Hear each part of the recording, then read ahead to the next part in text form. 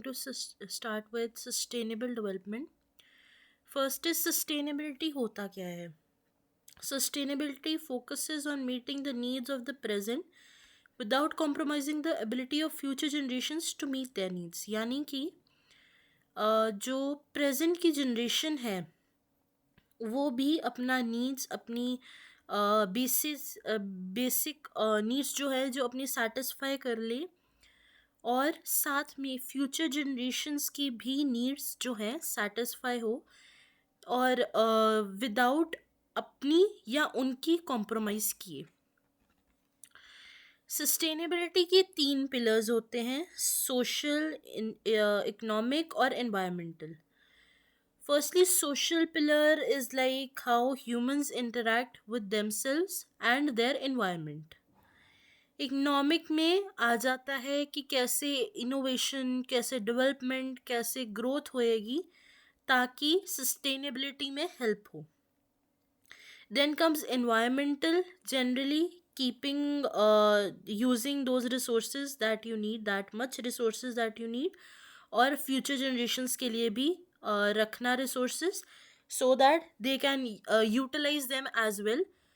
और ये सबसे इम्पॉर्टेंट पॉइंट है, इससे क्वेश्चंस बन सकते हैं कि what are the 3 pillars of sustainability.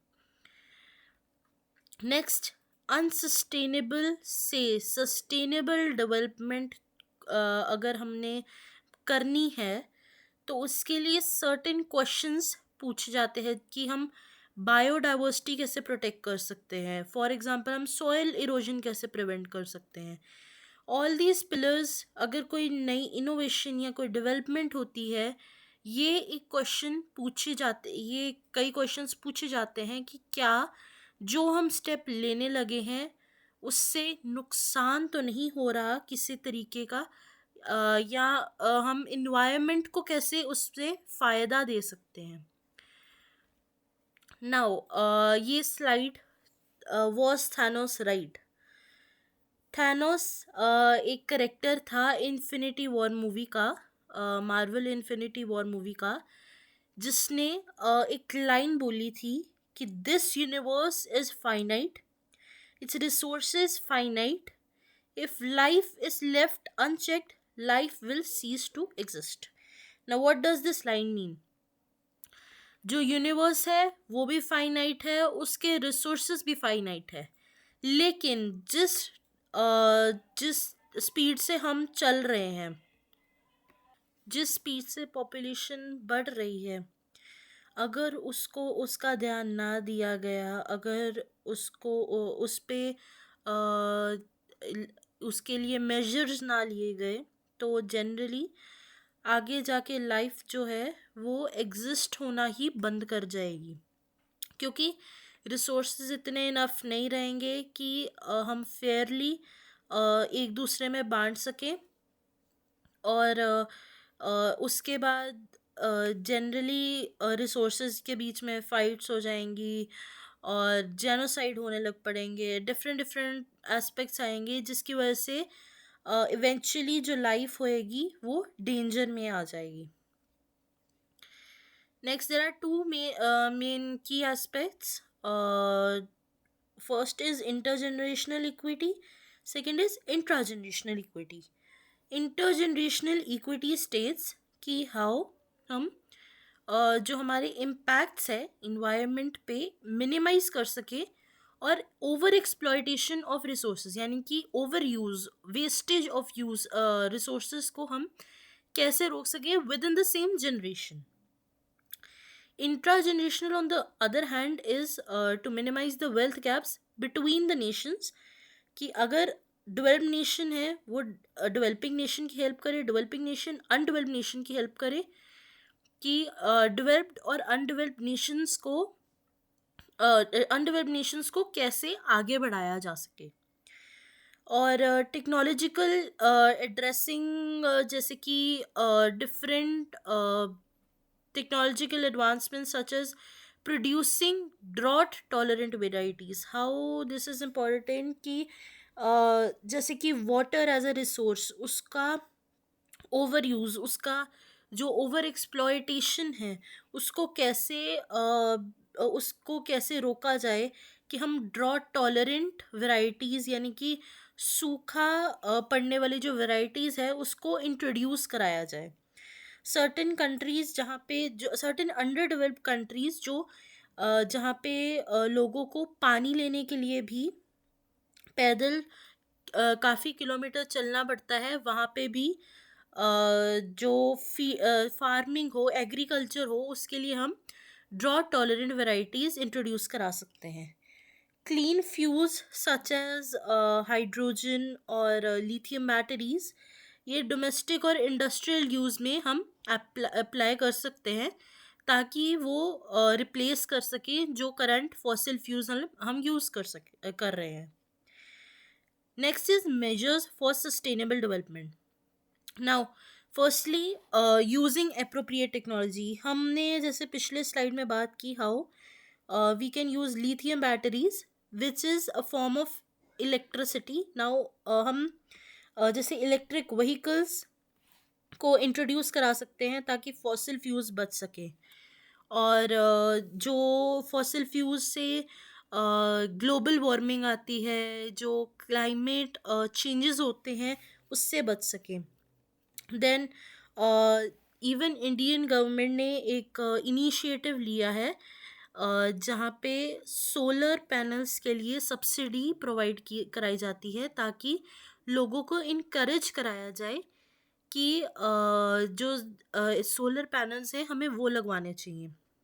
Now अगर सोलर पैनल्स लगवाएंगे तो जो सन की एनर्जी है, जो सोलर एनर्जी है, उसको कन्वर्ट करके वो उसको इलेक्ट्रिसिटी में कन्वर्ट करेगा, and that can be used within the household. And उसकी वजह से जो coal which is a fuel would not be burned, और एक तो उसकी ओवर एक्सप्लॉयटेशन कम होएगी, और सेकंड फैक्टर इज़ कि ग्लोबल वार्मिंग और क्लाइमेट चेंज में वो जो उसकी प्रिवेंशन होएगी। Then comes 3R's approach. Now, what is 3R approach? That is reduce, reuse, and recycle. Now, reduce means, for example, अगर हम इसमें हम प्लास्टिक की एग्जांपल लेते हैं कि प्लास्टिक की कंजम्पशन जो है उसको रिड्यूस करना, प्लास्टिक को कम यूज़ करना, या प्लास्टिक के अल्टरनेटिव्स प्रपोज करना, जैसे कि प्लास्टिक बैग को हम पेपर बैग, क्लोथ बैग्स के साथ रिप्लेस कर सकते हैं। Then comes reuse.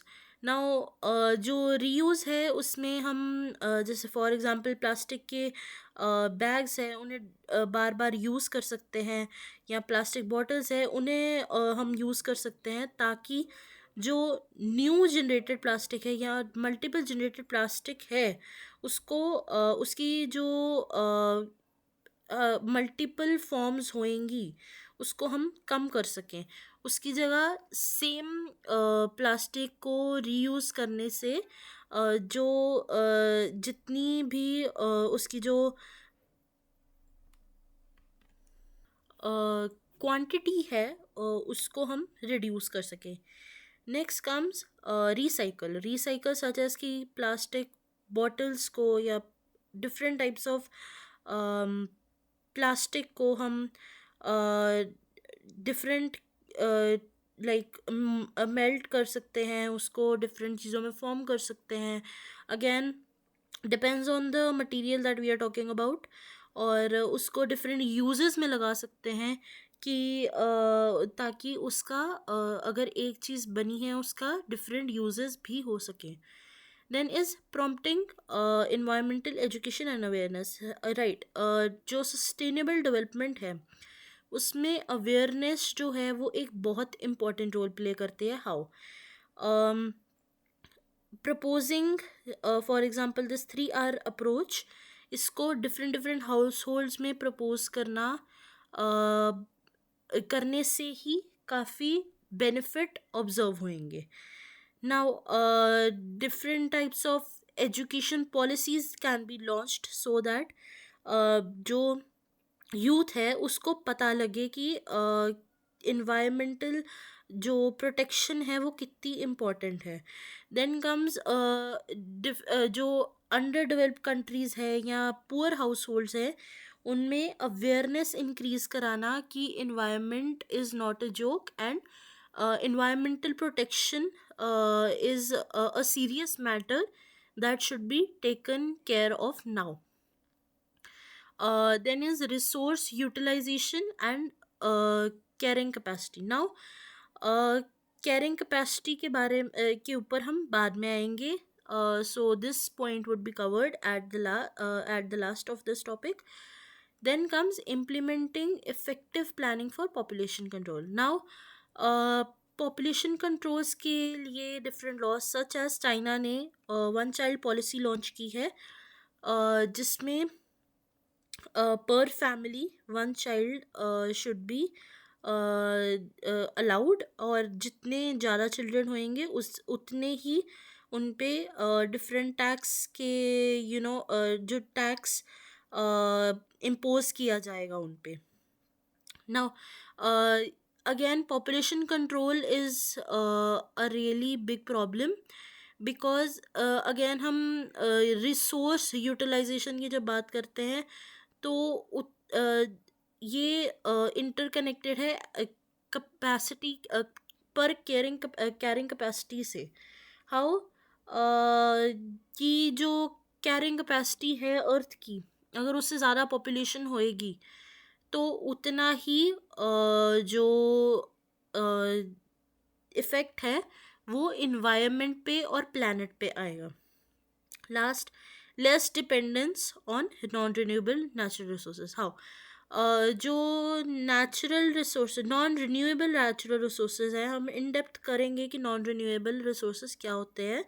But in short जो नॉन रिन्यूएबल रिसोर्सेज होते हैं वो ऐसे रिसोर्सेज होते हैं जिनको या तो रीस्टोर या रीजनरेट करने में टाइम लगता है बहुत, over like large period, maybe tens of years, hundreds of years और थाउजेंड्स ऑफ ईयर और maybe millions of years as well.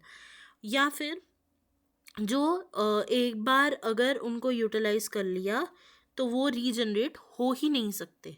ऐसे नेचुरल रिसोर्सेज को हम नॉन रिन्यूएबल natural resources कहते हैं. Now why less dependence? So that the future generations can also take the benefit of these non-renewable resources. Coming to carrying capacity. Now what is carrying capacity? Carrying capacity ऐसी maximum pollution size है जिसमें हम सारी population को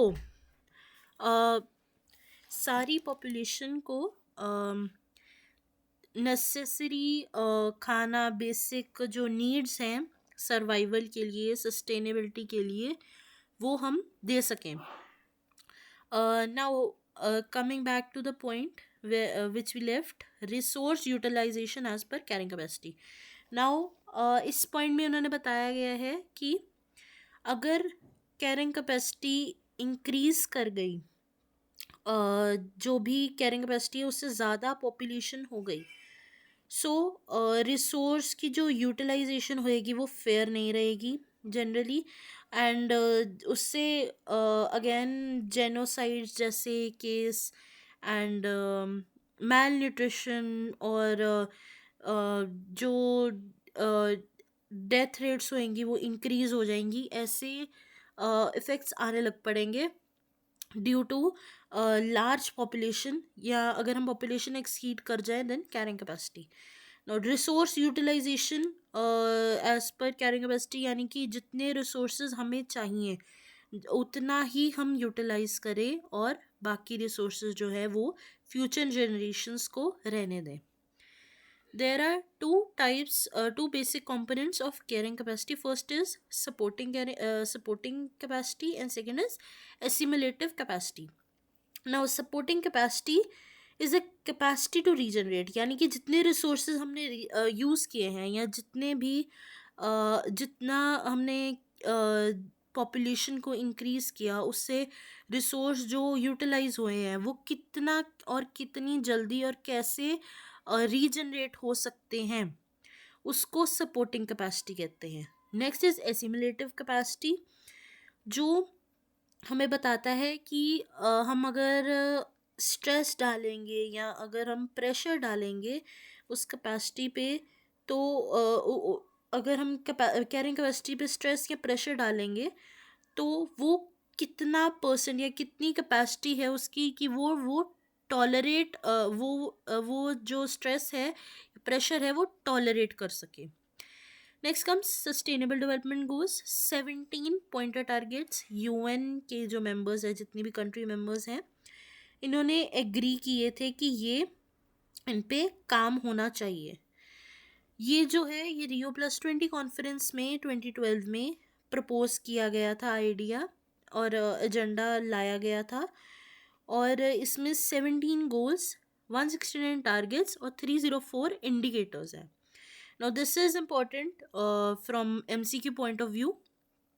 और जो ये 17 goals, 169 targets और 304 इंडिकेटर्स हैं, यूनाइटेड नेशन जनरल असेंबली की ओपन वर्कशॉप वर्किंग ग्रुप जो सस्टेनेबल डेवलपमेंट के गोल्स पे ध्यान रखते हैं, उन्होंने बोला है कि ये 2030 तक अचीव हो जाने चाहिए। This is a political process, और we can see a timeline कि कैसे ये स्टार्टिंग हुई और कैसे ये जो इसकी इम्प्लीमेंटेशन है सस्टेनेबल डेवलपमेंट गोल्स की, ये कैसे हुई। 1992 में एजेंडा 21 जो रियो में हुआ था, उधर इन्वायरमेंट प्रोटेक्शन पे प्रपोज किया गया कि हमें जो है लेना चाहिए, एक्ट लेना चाहिए। 2002 में वर्ल्ड समिट हुई सस्टेनेबल डेवलपमेंट पे। 2012 में द फ्यूचर वी वांट करके एक रियो में +20 जो है UN कॉन्फ्रेंस हुई, जहाँ पे हमने एजेंडा जो है सस्टेनेबल डेवलपमेंट का एजेंडा प्रपोज किया UN ने। देन इन 2015 जो सस्टेनेबल डेवलपमेंट गोल्स हैं वो इम्प्लीमेंटेशन में अक्रॉस डिफरेंट कंट्रीज लाए गए। And now at last till 2030, that is 4 years from now, जो फाइनल डेट है कि सस्टेनेबल डेवलपमेंट गोल्स कब तक रीच करने हैं। Now these are 17 goals starting with no poverty and ending with partnership for the goals. Now हम in detail बात करेंगे कि 17 goals क्या हैं। First is end poverty in all its forms everywhere. Now poverty, whether it is an undeveloped nation, whether it's a developing nation or whether it's a developed nation, उसमें हर एक house hold जो है वो above poverty line हो। This is what is the goal of first SDG goal. Second is end hunger, achieve food security and improve nutrition. Now हर एक इंसान को, हर एक आदमी को फूड सिक्योरिटी और इम्प्रूव न्यूट्रिशन जो है वो प्रोवाइड कराया जाए, हंगर ख़त्म की जाए, यानी कि मैल न्यूट्रिशन ख़त्म किया जाए। उसको प्रमोट करने के लिए SDG गोल जो है 2 वो प्रपोज किया था। Third is ensure healthy lives and promote wellbeing. इसके बाद हेल्थ के बारे में ध्यान रखना, हेल्दी लाइफस्टाइल प्रमोट करना, वेलबींग सबकी रखनी। इसमें ये थर्ड SDG का फोकस है। Then we come on fourth SDG, जहाँ पे इक्विटेबल क्वालिटी एजुकेशन को प्रमोट करने के बारे में बताया। ना वो क्वालिटी एजुकेशन और होनी चाहिए थ्रू आउट द वर्ल्ड, और साथ में इक्वालिटी मिलनी चाहिए without any discrimination in any aspect. और नॉट लाइक कि प्राइमरी तक या सेकेंडरी स्कूल तक क्वालिटी एजुकेशन मिली, थ्रू आउट द लाइफ जितनी भी एजुकेशन है वो क्वालिटी और लाइक इक्वल होनी चाहिए throughout the life of a person. Next is to achieve gender equality and empower all women and girls. Now fifth SDG states to achieve gender equality. Gender equality not only based on women and girls but also men and third gender as well. Then comes sixth, that is to ensure availability and sustainable management of water and sanitation. Clean water provide करना हर एक घर को, हर एक house hold को, हर एक इंसान को, and along with that sanitation जो है, सैनिटेशन का ध्यान रखना, और अच्छे से और इंश्योर करना कि जो वाटर है वो प्रॉपरली क्लीन है, कि या जो एरियाज है वो प्रॉपरली सैनिटाइज्ड है कि नहीं.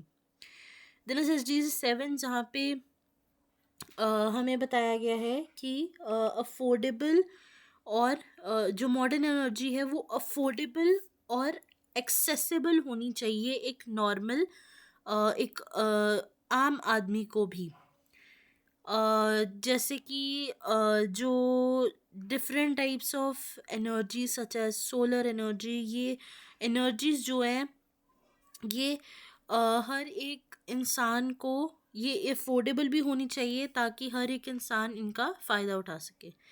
नेक्स्ट इज एट्थ, जहाँ पे इन्होंने इकोनॉमिक ग्रोथ के बारे में बताया है कि how economic growth plays an important role, और इकोनॉमिक ग्रोथ पे हमें फोकस करना चाहिए. अलोंग विद दैट जो एम्प्लॉयमेंट रेट्स है उन्हें बढ़ानी चाहिए, और डिसेंट वर्क अपॉर्चुनिटीज़ जो है वो थ्रू आउट वर्ल्ड लॉन्च करनी चाहिए ताकि और यूथ इंगेज हो और लोग इंगेज हो और इकोनॉमिक ग्रोथ में हेल्प कर सकें. नेक्स्ट इज इंफ्रास्ट्रक्चर और इंडस्ट्रियलाइजेशन को प्रमोट करना. Now green industrialisation, green infrastructure को प्रमोट करना सो दैट इनोवेशन और डेवलपमेंट में कोई प्रॉब्लम ना हो. Then at 10th we have reduced inequalities within the countries. Now as talked about it earlier कि developed, developing और undeveloped तीन तरह के नेशन होते हैं. जो डेवलप नेशन होते हैं वो ऑलरेडी अपने जो बेसिक नीड्स है पूरी कर चुके होते हैं, लेकिन जो अनडेवलप्ड नेशन होते हैं वो अपनी बेसिक नीड्स भी नहीं पूरी कर पाते. सो टू रिड्यूस दीज इनइक्वालिटीज़, तीनों तरह के, तीनों टाइप्स के नेशंस को एक दूसरे की हेल्प करनी चाहिए. डेवलप कंट्रीज़ को डेवलपिंग नेशंस को प्रमोट करना चाहिए कि how they can be developed. Developing Nations को अनडेवलप्ड कंट्रीज़ को प्रमोट करना चाहिए, नेशंस को प्रमोट करना चाहिए ताकि वो अनडेवलप्ड से आगे बढ़ सके और डेवलपिंग में आ सके. Next is make cities that are safe and are green for human settlements, and यहाँ पे लोग सेफली रह सके और सस्टेनेबिलिटी को ध्यान रख के जो सिटीज़ है, ह्यूमन सेटलमेंट्स हैं, ये बनाई जा सके. Next is consumption and production pattern. Now जितना भी प्रोडक्शन हो रही है, is it according to the consumption, कि प्रोडक्शन ज़्यादा और कंजम्पशन कम तो नहीं, या कंजम्पशन ज़्यादा और प्रोडक्शन कम तो नहीं. अगर these are the cases, so how they can fight with these cases. Then is to take urgent actions on climate change, that at this instant हम क्या कर सकते हैं कि जो क्लाइमेट चेंज हो रहे हैं, उसके इम्पैक्ट हो रहे हैं, उस पर हम जो है एक उसको फाइट कैसे करें और उस पर एक्शंस कैसे ले सकते हैं at this moment. Then is to sustainably use oceans and marine resources. Now as we all know, हर एक कंट्री के पास एक बॉर्डर होता है, बाउंड्री होती है कि with in that this country can explore its own ocean. Now how ये जो डिफरेंट कंट्रीज़ हैं ये कैसे एक्सप्लोर करें कि जो ये ओशंस हैं ये कंजर्व भी किए जा सकें और जो इनका यूजेज है ये सस्टेनेबल हो, और जो फ्यूचर जनरेशन्स हैं उनके लिए भी ये प्रोटेक्टेड रहे. Next is to protect, restore and promote sustainable uses of terrestrial ecosystems में हमारे फॉरेस्ट आ जाते हैं, डिफरेंट टाइप्स ऑफ फॉरेस्ट। और जैसे कि लैंड डिग्रेडेशन हम कैसे रिवर्स कर सकते हैं, या अगर जो बायोडाइवर्सिटी लॉस यानी कि जो different types of flora and fauna हम लूज़ कर रहे हैं डे बाय डे, उसमें हम कैसे एक स्टॉपेज लाया जाए ताकि वो आगे लूज़ ना हो। 16th टॉक्स अबाउट हाउ जो जस्टिस, फेयर जस्टिस इंट्रोड्यूस कराई जा सके, इंस्टीट्यूशंस ऐसे बनाई जा सके कि लोगों का जो विश्वास है वो इन जस्टिस में, इस जस्टिस इंस्टीट्यूशंस में बना रहे, और along with that through out country and through out world जो पीस है वो इंश्योर किया जा सके, प्रमोट किया जा सके। Then at last we have the partnership, global partnership for sustainable development, that how what is the strength, कि कितना strengthen हुआ और कितनी इम्प्लीमेंटेशन हुई इन ग्लोबल पार्टनरशिप, जो ग्लोबल पार्टनरशिप की गई है SDG गोल्स के लिए। और ये लोग जो नेशंस है, डिफरेंट नेशंस हैं, वो क्या आगे कर सकते हैं कि ताकि ये जो ग्लोबल पार्टनरशिप है ये ऐसे ही कंटिन्यू रखी जा सके। Now, this is a site where we can see the SDG index, the rankings that are right now or of different countries. This site SDG index shows us ki, how countries are performing right now. Now, here we can see Finland at number 1, Sweden at number 2 with a score of 87.02 and 85.75 respectively. 3, 4, 5 lead कर रहे हैं Denmark, Germany और France respectively. Now why are these countries on the top 5? One of the reasons is कि इनकी population और इनका size. जो Finland है कंपैरेटिव टू अदर कंट्रीज़ बहुत छोटा है, और इसकी जो पॉपुलेशन है वो भी मेरे थाउजेंड्स की है, जिसकी वजह से गवर्नमेंट को SDGs जो है इंट्रोड्यूस करने यहाँ पे ईजियर है, या डिफरेंट पॉलिसीज़ जो हैं इंट्रोड्यूस करनी यहाँ पे ईजी हैं।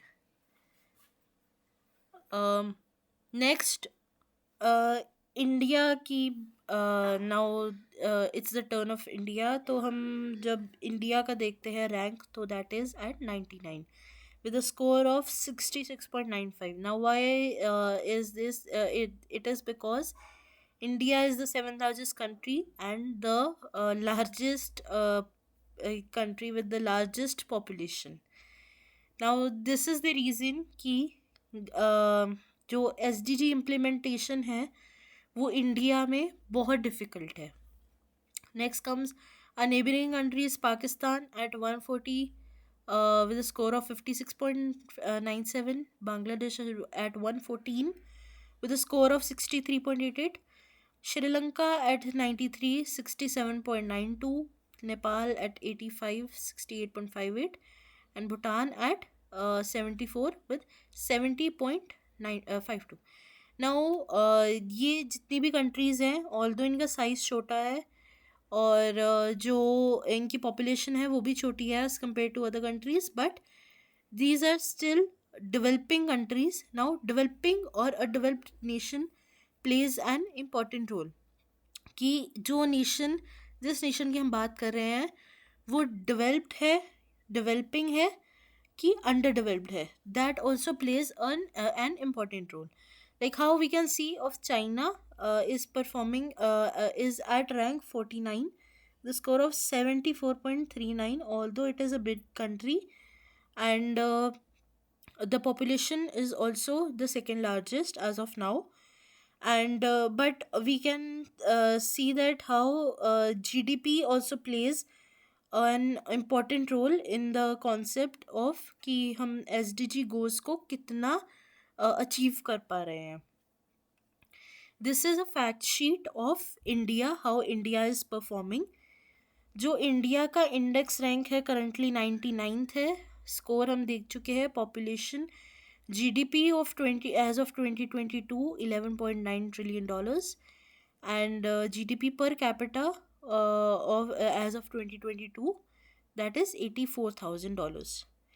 Now you can see the headline indicators कि जो डिफरेंट SDG गोल्स है उनके लिए एक डिफरेंट हेडलाइन इंडिकेटर है. हाउ? जैसे SDG 1 है, पोवर्टी लाइन है, उसके लिए India is performing very good because you can see how poverty head count ratio has rise to $2.15 per day, and uh,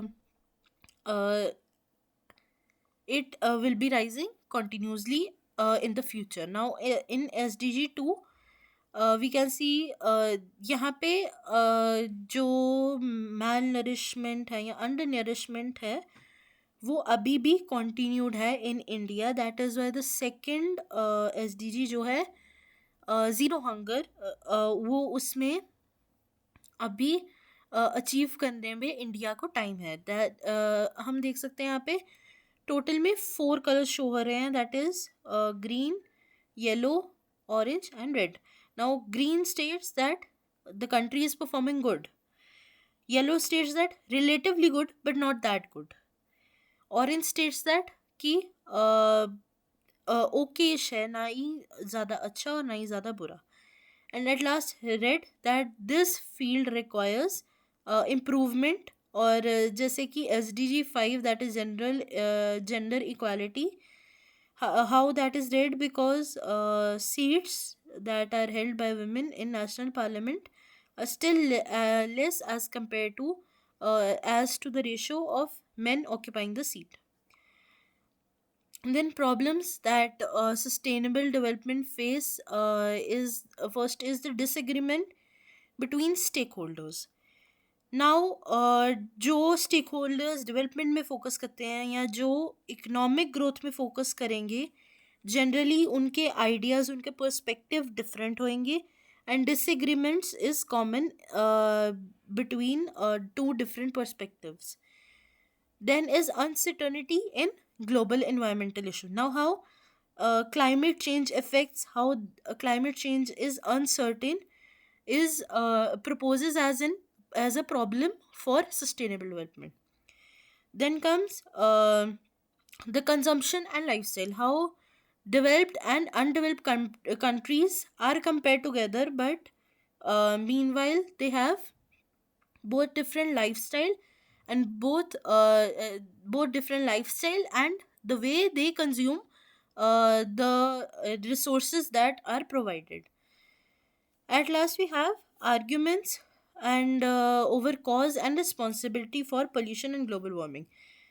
कौन पोल्यूशन का कॉज बनता है, कौन रिस्पॉन्सिबिलिटी लेता है, कौन ग्लोबल वार्मिंग का कॉज बनता है और रिस्पॉन्सिबिलिटी लेता है, ये एक डिस्प्यूट की तरह बन जाता है between countries. Thank you. That is all for today.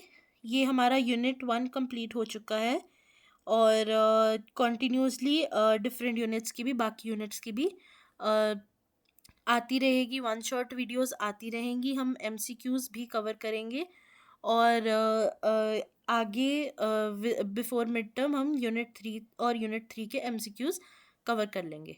Thank you.